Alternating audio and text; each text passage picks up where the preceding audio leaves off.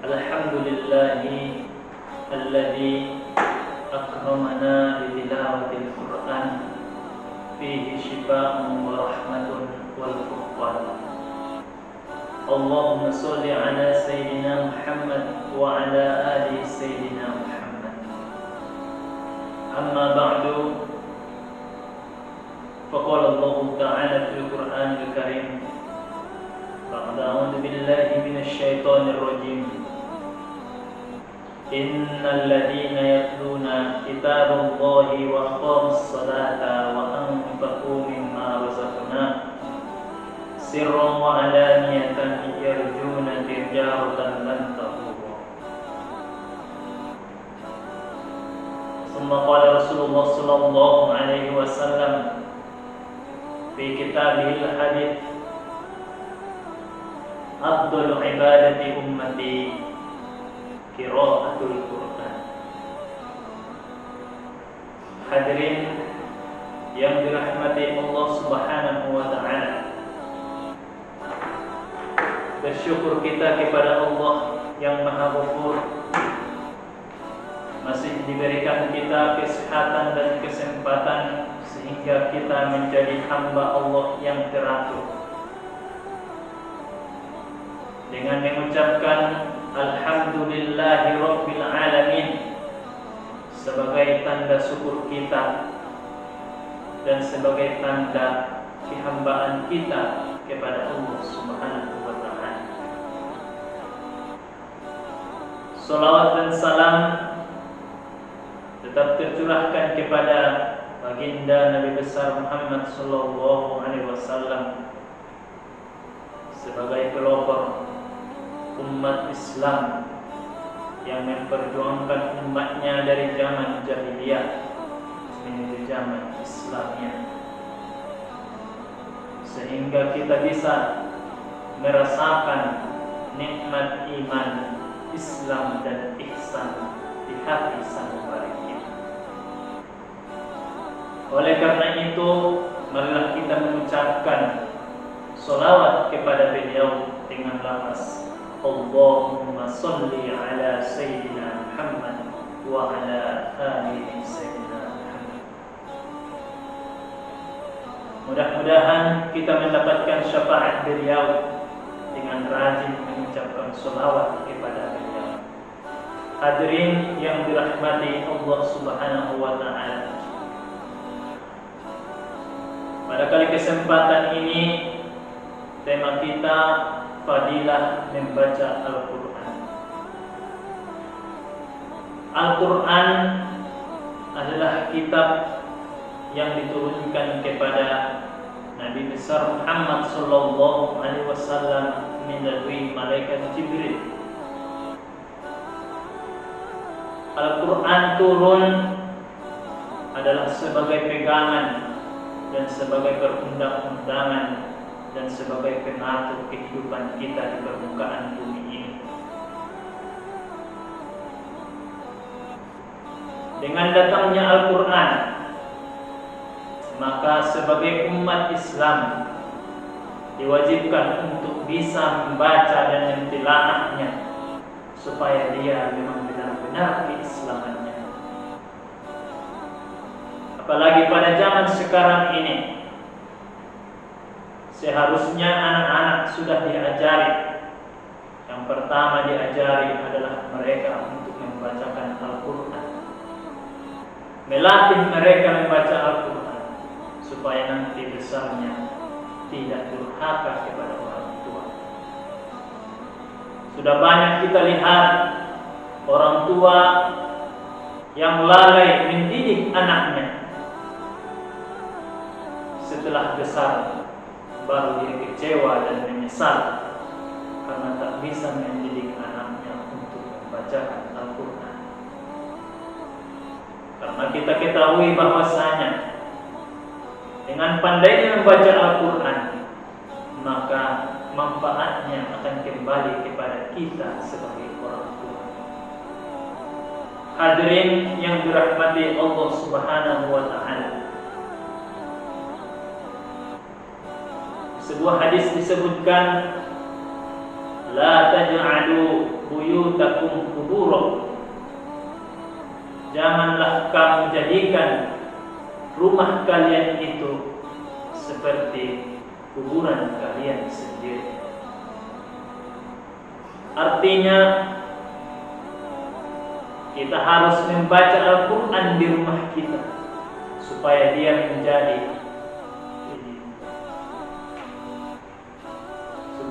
menjadi cahaya ataupun pelita ketika dilihat dari langit sana.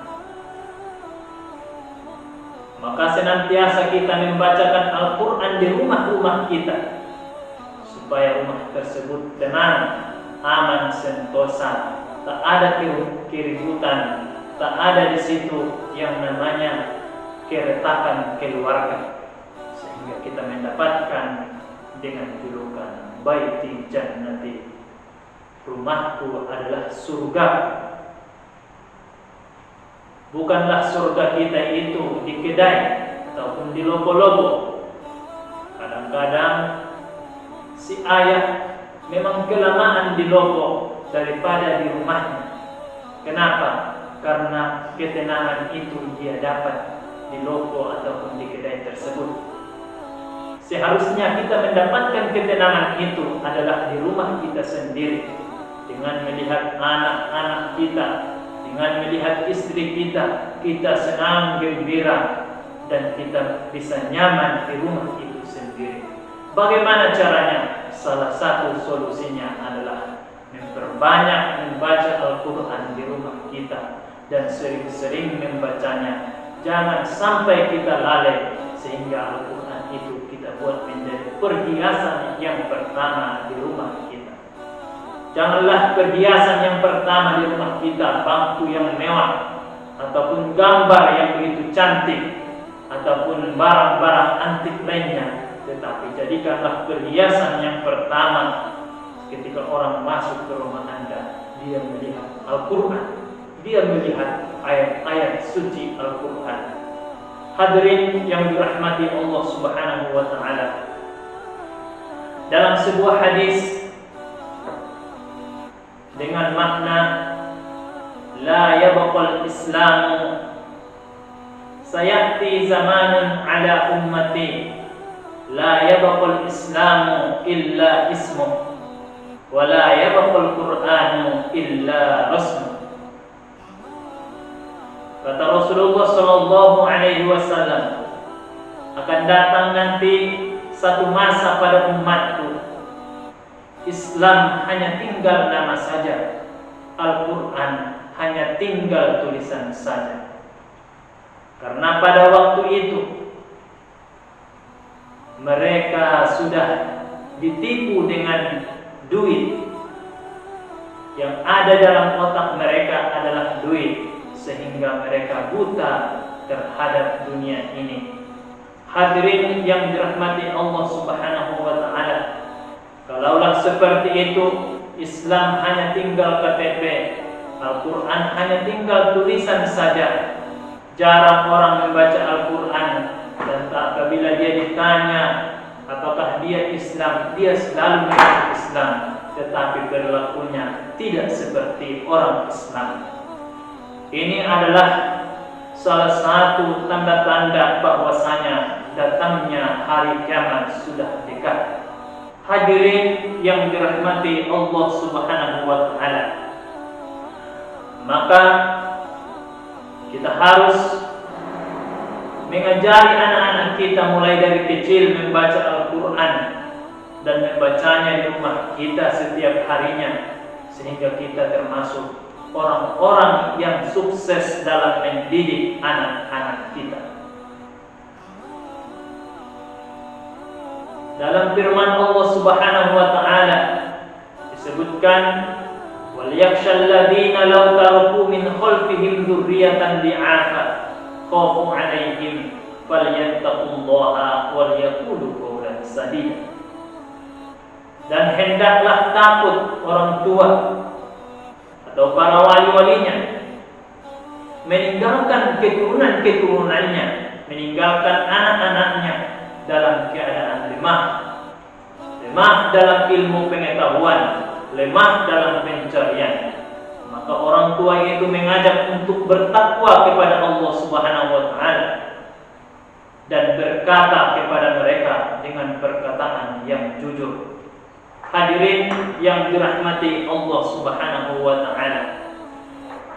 Untuk itu, supaya kita termotivasi untuk membaca Al-Qur'an, maka kita harus mengetahui fadilah-fadilah membaca Al-Qur'an ini. Yang ini saya rangkum hanya beberapa saja. Yang pertama, orang yang membaca Al-Qur'an berpahala, mendapatkan pahala. Seperti dalam hadis Rasulullah sallallahu alaihi wasallam, "Man qara'a harfan min kitabillahi katabat lahu hasanah wal hasanatu bi asyri amsalha." La aqulu alifun harfun alif lam mim harfun wahidun, bal alifun harfun wa lamun harfun wa mimun harfun. Artinya, siapa-siapa yang membaca satu huruf daripada Al-Qur'an, ditulis baginya satu kebaikan, dan setiap satu kebaikan dilipat gandakan menjadi 10 kebaikan. Tapi tidak aku katakan alif lam mim itu adalah satu huruf, namun alif satu huruf, lam satu huruf, mim satu huruf. Begitu besarnya pahala bagi orang-orang yang membacakan Al-Qur'an, tetapi masih banyak lagi yang bermalas-malas, bahkan tidak pandai membacanya, padahal dia sudah besar, padahal dia sudah tua. Bahkan ada lagi orang-orang yang sudah pergi naik haji, namun dia belum pandai membaca Al-Qur'an. Sungguh kecewa, sungguh merugi orang yang melalaikan hari-hari mudanya tanpa mengetahui Al-Qur'an. Padahal sudah kita ketahui Al-Qur'an adalah pedoman dan perundang-undangan yang paling utama dalam kehidupan kita dunia dan akhirat. Hadirin yang dirahmati Allah Subhanahu wa taala. Fadilah yang kedua adalah mendapatkan syafaat dari Rasulullah sallallahu alaihi wasallam. Iqra'ul Qur'an fa innahu ya'ti yaumal qiyamati syafi'an li ahlihi. Bacakanlah Al-Qur'an itu, karena dia akan mendapatkan syafaat bagi orang-orang yang membacanya. Maka alangkah baiknya kita membaca dan begitu juga menghafalnya. Apabila kita menghafalnya dan kita selalu membacanya, tentu kita akan bisa nantinya bisa menolong orang tua kita, bisa menolong keluarga-keluarga terdekat kita, dan kita akan menjadi orang yang memberi syafaat. Karena dalam sebuah hadis Rasulullah SAW yang maknanya bahwasanya orang yang menghafal Al-Qur'an, dia akan bisa mensyafaatkan orang-orang terdekatnya. Hadirin yang dirahmati Allah Subhanahu wa taala. Yang ketiga, bahwasanya bacaan Al-Qur'an itu bisa menolong orang yang meninggal. Bahwasanya Abdullah bin Umar pernah berwasiat apabila dia nanti dikuburkan, idza dufina faqara'a indahu bi Fatihatil Baqarah wa khatimihha. Ketika dia dikuburkan nanti, maka bacakanlah di sisinya, yaitu permulaan dari surat Al-Baqarah dan penghabisannya. Artinya bahwasanya membaca Al-Qur'an ini bisa bermanfaat kepada orang-orang yang sudah meninggal. Bahkan ini sudah menjadi ijma' ulama, baik dia mazhab Syafi'i, Hanafi, Maliki dan Hambali. Mereka mengatakan bahwasanya bacaan Al-Quran itu bisa bermanfaat kepada orang-orang yang sudah meninggal. Hadirin yang dirahmati Allah Subhanahu wa Ta'ala, manfaat yang ketiga adalah membersihkan hati. Tentu membersihkan hati ini adalah bitadabbur, memikirkan bacaan tersebut, memikirkan makna-makna yang tersirat dari Al-Quran tersebut. Apabila kita membacanya dengan bitadabbur, dengan memikirkan makna-makna yang tersirat di dalam ayat-ayat tersebut, tentu kita akan mendapatkan kebersihan hati kita. Dalam kitab At-Tibyan fi Adabi Halamatil Quran disebutkan bahwasanya dawaul qalbi khamsatun, obat hati itu ada 5. Salah satunya adalah qiraatul Quran bitadabbur, membacakan Al-Quran dengan memikirkan makna-maknanya. Memang sama dengan doa kita. Kalau kita berdoa hanya mulut saja tanpa ada memikirkan, dan begitu juga dengan tanpa ada kehusukan dalam membacakan Al-Quran tersebut, maka keistijabahannya mungkin lambat dikabulkan oleh Allah Subhanahu wa Ta'ala. Tetapi kalau kita membaca Al-Quran dan dengan ikhlas dan khusyuk dalam membacanya, kita akan mendapatkan ruhaniyah daripada Al-Quran tersebut. Hadirin yang dirahmati Allah Subhanahu wa Ta'ala, yang kelima adalah menyembuhkan penyakit.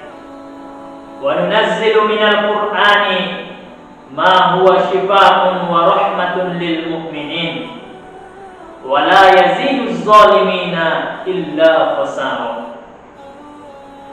Dan kami turunkan Al-Quran itu adalah sebagai rahmat dan obat, sebagai rahmat dan sebagai penyembuh bagi orang-orang mukmin, dan tidak akan bertambah kepada orang-orang kafir kecuali mereka akan merugi.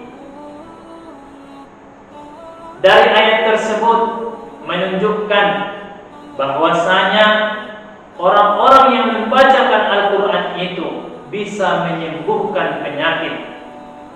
Dalam sebuah cerita disebutkan bahwasanya ada seseorang yang melapor kepada Nabi Musa tentang penyakit yang ada dalam perutnya.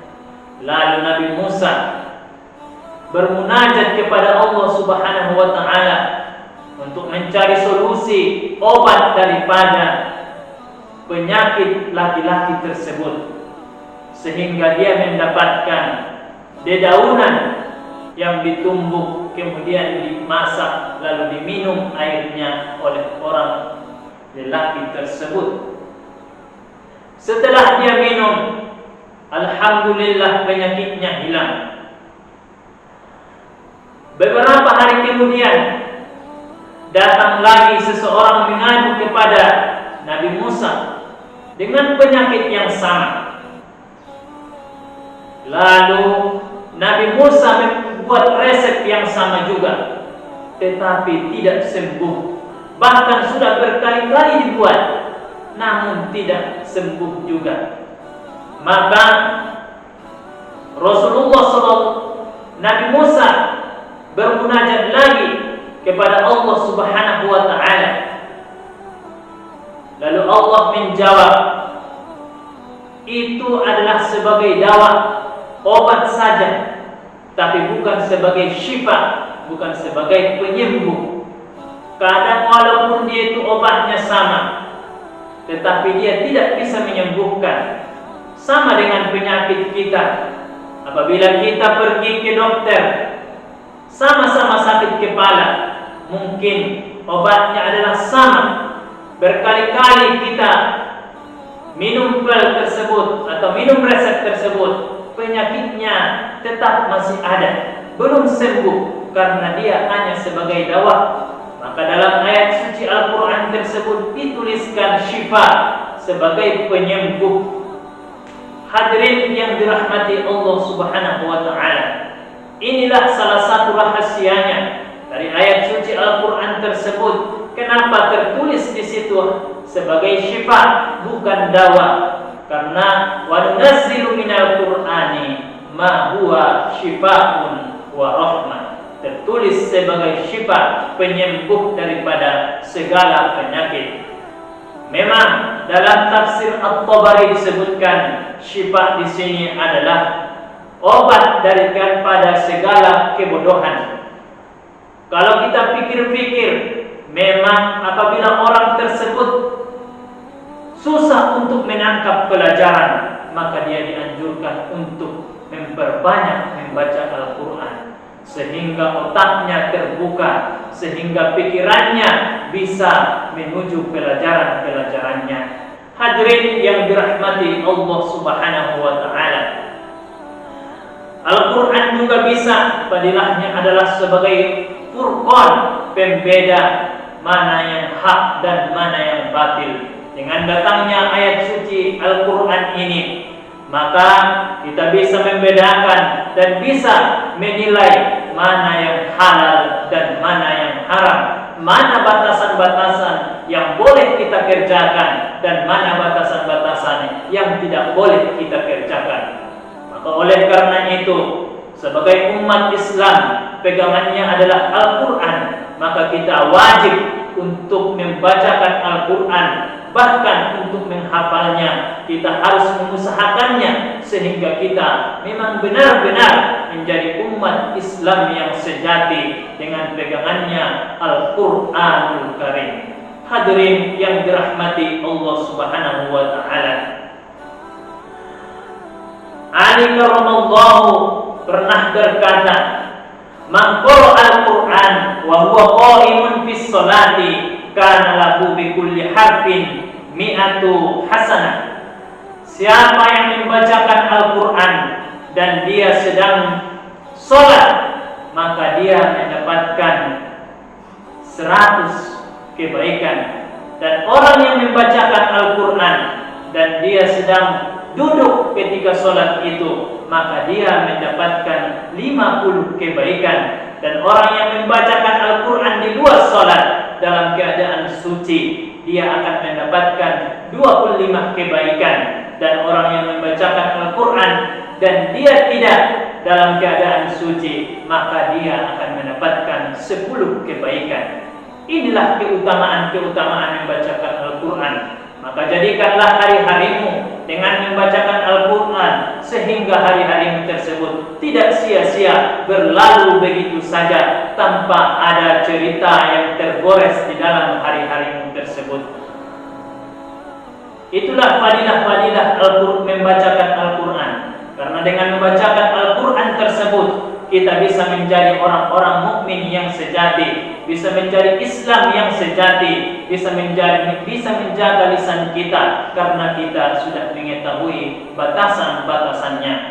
Disebutkan lagi di dalam kitab Al-Azkar Nawawi bahwasanya tatwilul qiyam bi qiraatil Qur'an afdalu min tatwilil qiraah inda sujudi. Bahwasanya membacakan Al-Quran ketika kita berdiri lebih afdal daripada ketika kita sedang sujud. Artinya, ketika kita membacakan ayat-ayat suci Al-Quran ketika sholat, maka sepantasnya lah kita membacakan ayat-ayat yang panjang ketika kita membacakan ayat suci Al-Quran. Hadirin yang dirahmati Allah Subhanahu wa taala, memang membacakan Al-Quran ini adalah sebuah rahmat bagi kita, dan ini adalah sebuah kecelakaan bagi orang-orang yang kafir. Makanya disebutkan wala yaziduz zalimina illa khasara. Tetapi kalau orang kafir yang membacakannya, sekalipun dia hafal Al-Quran, maka dia tidak akan mendapatkan keberuntungan dari Al-Quran ataupun bacaan tersebut. Sudah banyak kita lihat, sudah banyak kita dengar cerita bahwasanya Al-Quran dapat dihafal oleh orang-orang Yahudi, dapat dihafal oleh orang-orang Hafiz, orang-orang Kristen, tetapi itu tidak akan bermanfaat bagi dia. Itu hanya sebatas penelitiannya, tak ada manfaatnya untuk akhiratnya. Hadirin yang dirahmati Allah Subhanahu wa taala, maka kita perlu untuk bertadabbur dan khusyuk untuk membacanya, supaya Al-Quran tersebut bisa berbekas kepada diri kita pribadi, bisa berbekas kepada kita, bisa berbekas kepada orang yang mendengarkannya. Hadirin yang dirahmati Allah Subhanahu wa taala, mungkin cukup sekianlah yang bisa dapat kami sampaikan. Mudah-mudahan ada manfaatnya bagi kita bersama dan kita menjadi hamba Allah yang selalu membacakan Al-Quran. Amin, amin ya rabbal alamin. Wassalamualaikum warahmatullahi wabarakatuh.